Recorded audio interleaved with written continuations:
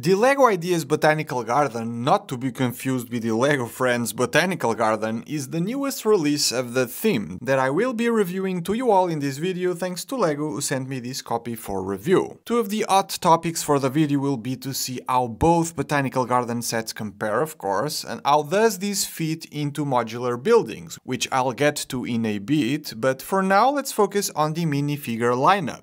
12 in total, the most any LEGO Ideas set has ever had up until now. There's a kid who plucked a flower from the garden, which his mother wasn't thrilled about, an elderly couple, a grandfather-granddaughter duo, then a guy with a camera looking very much like the LEGO model designer of the set, a visually impaired minifigure with a specially made printed head element where both sides have closed eyes, there's also the caretakers of the garden, the barista, and then the manager of the garden, meant to represent the actual fan designer of the model, Valentina, shown in the building instructions alongside a few pages showing pictures of the original LEGO Ideas project submission, as well as a few more pages talking about botanical gardens in general, its architecture, and a diagram showcasing some of the 35 brick-built plant species the set has. And some of those can be seen straight away at the foreground of the entire thing. That, for your size reference, is built on top of two 32 by 32 studs base plates, double the size of regular modular buildings and slightly larger than last year's Natural History Museum. The plants I mentioned just now include an autumn shaded tree with one of my favorite round tile prints I've seen this year, with that scarab type beetle hidden in there. And while these small pine trees by the entrance will look vaguely familiar when you've built a few recent LEGO sets, a lot of these small gardens feature new flower pieces in many different colors. For starters, there's the new peony element seen in this flower patch here in lavender, back here in red and orange, on the opposite gardens magenta ones for the ice cream tulips, and inside by the arid garden area there's green ones as well used for cacti. But there's also new rosebud elements in both yellow and pink, which is really neat. And while new elements are cool and all, I actually love the nice part usage of the upside down peeled banana piece in green for some leaves. If you pay close attention, you'll also be able to spot a bunch of birds and animals scattered around the model, with the bunny on this corner here doing some work with these flowers. Now I'll focus your attention on the main building itself, that took some notes from the Friends Botanical Garden set with the mainly white color scheme combined with the sand green windows. If it ain't broke, don't fix it kind of thing, I guess, and replacing the nougat for tan was honestly for the best, so I have no complaints here. The design itself is different enough, with slightly different types of window structures going on, with a tan stripe going across the whole thing, columns everywhere, and even arch-shaped tiles set up in pairs for nice decorative details. But honestly, what makes this set look so unique are the glass-like roof structures, right? They do feel very iconic and closely match the style you'd find in similar places in real life. A much larger build at the center and two smaller ones to the sides of the building, which were made possible with the use of two brand new elements. This corner glass wall, which the set has 12 of, and a new 1x5 arch piece to match the curvature of the previously mentioned piece. Upon seeing it for the first time, I was actually really excited, thinking we'd finally be having the missing link in this family of pieces, but as it turned out to be, the new one is just a shorter version of the already existing 1x6 curved arch element. I guess it's cool to have, as they made it possible to bring these glass domed structures to life where the 1x6s couldn't, but I still feel unhappy about it. Going back a little, I did find surprising that not a whole lot of scratching could be seen in these large transparent pieces. Besides the stairs leading up to the entrance of the garden, a small fountain to the corner, and a lot of jumper plates on these pathways to have the minifigures on display, there's not a whole lot more going on in the front. The back is a bit plain in comparison, but does give us a clear view at what the architecture for the walls looks like.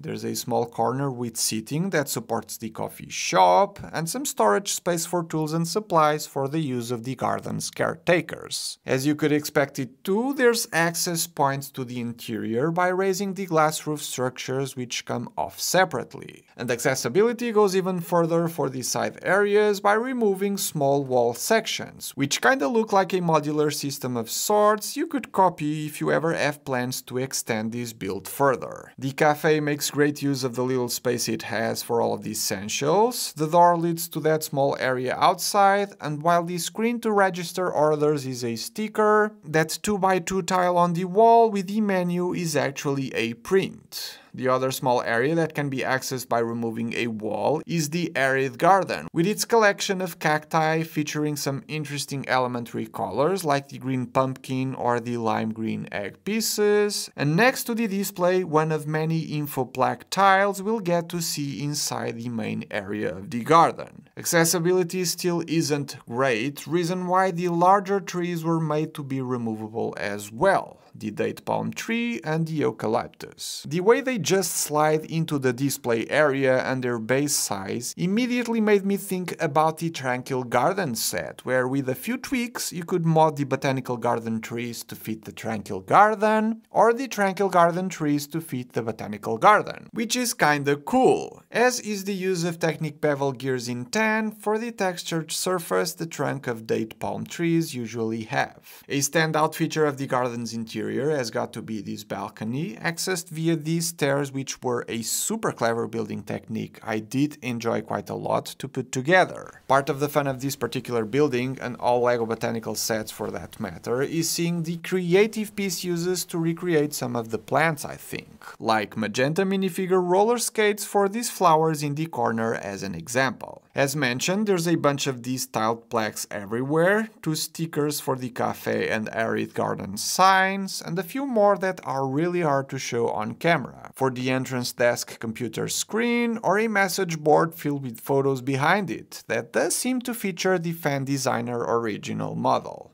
A pair of headphones for the audio tour that one of the minifigures also has is a neat touch as well. The interior feels like it could have managed to handle a few more studs worth of botanical displays, as it does feel somewhat empty, at least to me, even though I can clearly see that there's a lot going on in here, so maybe this doesn't make too much sense to say, yet I still feel it. But honestly, the major strength of this model lies in its overall look. Just look at it, it's gorgeous, right? I somehow gravitate towards these kinds of buildings, reason why I got 2 of the Friends Botanical sets to combine into a larger build, making it one of my all-time favorite LEGO Friends sets ever, and I think most of the LEGO community will also agree. Now, addressing the claims some people are making on how similar these builds are, I somehow can see where they're coming from, and in some aspects of the build, like the trimming around the windows, the Friends set can be a slightly more appealing build to put together when it comes to the techniques. But to get a similar size impression to that of the Ideas Botanical Garden, you'd need to buy a minimum of 3 copies just to have an enclosed space, which I could not achieve with my modification, and that would require a lot of back and forth to pull off, or finding some fan-made instructions to do it. The Ideas Botanical Garden is a complete thing, designed with the intent of being adult-oriented, freshly out of the box, so the convenience here is unmatched. But having both models side by side, even though the Friends 2 set combo is slightly smaller and has an open back, they're both at the same level concept-wise, with the added benefit of having a significant price difference that greatly favors the Friends set in my opinion. City builders who've been collecting the modular buildings will be interested to see how this fits in their displays, and while there aren't modular connection points in the build, the fact that it rests on top of 2 base plates makes placing the garden next to modular buildings really easy. It will require modifications as far as the sidewalk goes to perfectly match LEGO cities, but it can work. However, the difference in height of the garden next to modulars is, to me, a problem, as I feel it should be higher to fit right in, maybe a whole floor worth of walls. But I'd love to hear what you think about it though. Now seeing these 2 models side by side makes me wanna bring up price talks. At almost 3,800 pieces, the Botanical Garden will retail for $330, which, when all things are considered, like the number of minifigures and how stacked it is with new elements, makes sense. Yet, next to the Natural History Museum, that has an extra 200 pieces but costs $30 less, does make me wonder where did the money go. They're not that far apart in what they are at their core, display models. There's no IP requirements and both have their fair share of newness, so yeah, what's up with that? The recently released X-Men Mansion, however, will retail for the same price but has 700 less pieces. The LEGO Ideas Dungeons & Dragons set with the same piece count is $30 extra, and Jabba's Sail Barge with a similar piece count as well costs $170 more, so it always depends on how you wanna look at it. I personally like it a lot, as it displays really well on its own, looks amazing, is oddly captivating like the Friends Botanical Garden before it, and not too bad value-wise, even though the $330 price tag is pushing it a bit, and $300 would have been the perfect sweet spot for this. But what I really like at the end of the day is that if you really want a botanical garden but don't have the money to get the big one, you can spend a lot less by getting 2 of the Friends sets and have something that in no way feels inferior. Not to take away from LEGO Ideas that did amazing with this one, but LEGO Friends at a smaller scale and price point did it better. Thanks for watching, and I'll see you all in the next one.